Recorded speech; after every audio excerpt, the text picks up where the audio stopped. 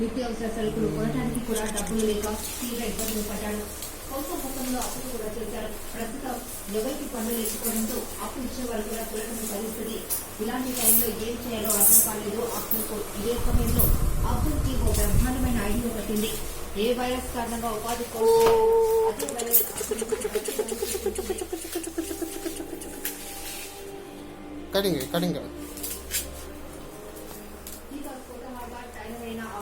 White cloth కొని మాస్కులు కుట్టడం ప్రారంభించాడు.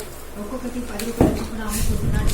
మాస్కులు లేకుండా బయటకు వస్తే జరిమానాలు విధిస్తూ ఉండటంతో అబ్దుల్ మాస్కులకి మంచి గిరాకీ వచ్చింది. ఇలా రోజుగా 25 మాస్కులు అమ్ముకుంటున్నాడు. దీంతో రోజుకు 200 నుంచి 300 రూపాయలు వస్తున్నాయి. ఇది రోజువారీగా తన కుటుంబ పోషణకు ఉపయోగపడుతుందని తెలిపాడు అబ్దుల్. మొత్తానికి కోవిడ్ సమస్యని ఎదుర్కోవాలి అనే దానిగా అబ్దుల్ ప్రత్యక్ష ఉదాహరణగా నిలుస్తున్నాడు.